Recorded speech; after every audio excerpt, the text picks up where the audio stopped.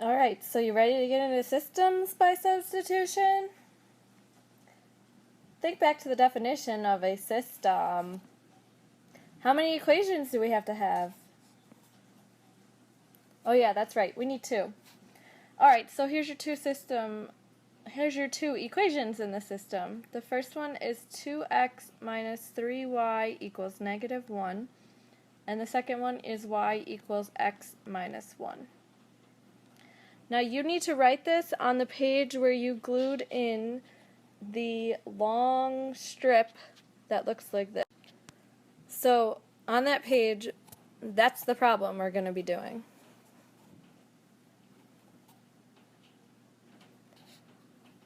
Now we're going to take the first equation and write it in. So make sure you do this the same way that I do. If you haven't had enough time yet, pause the video before I keep going to make sure you have those equations down. Okay, now I'm taking the first equation on the outside, so make sure you fold that flap down. The flap should be folded down and we're on the outside. 2x goes in the first box, then minus in the next one, then 3 and y are separated, and you'll see y in a second, and then equals, and the last box is negative 1. Make sure yours looks just like this and it's on the outside.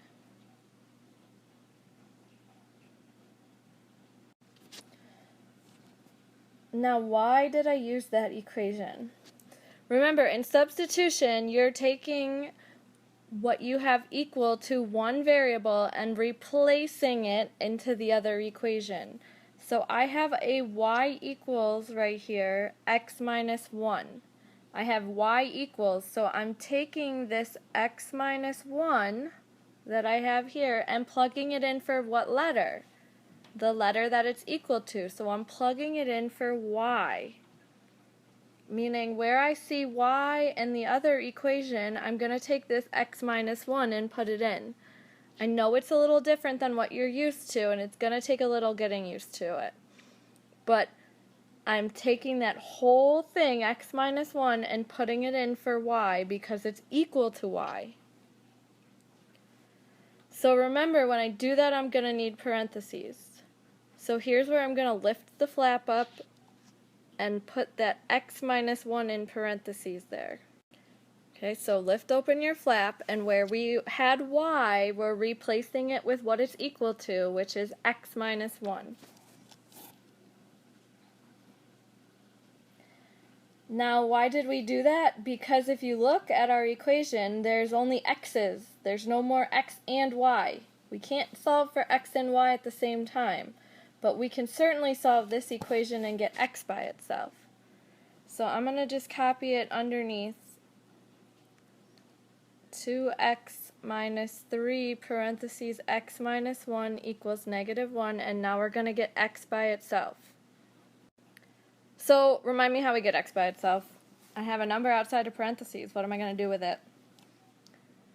Hopefully you're telling me distribute, right? So I have 2x minus 3x. Negative 3 times negative 1 is plus 3 equals negative 1. Then what? Combine my like terms. 2x minus 3x is negative x plus 3 equals negative 1. Some of you might be yelling at me that I forgot to draw my line down my equal sign. Subtract 3 on both sides. Those cancel. I get negative x equals negative 1 minus 3 is negative 4. And then I don't want negative x, I want positive x, so I'm going to divide by negative 1, and I get x equals 4. Pause the video if you need to. Make sure you have the work matching on your notebook page. Alright, am I done? Think about it. What does the answer to a system look like? When we graph it, it's the point where they intersect. It's an XY pair.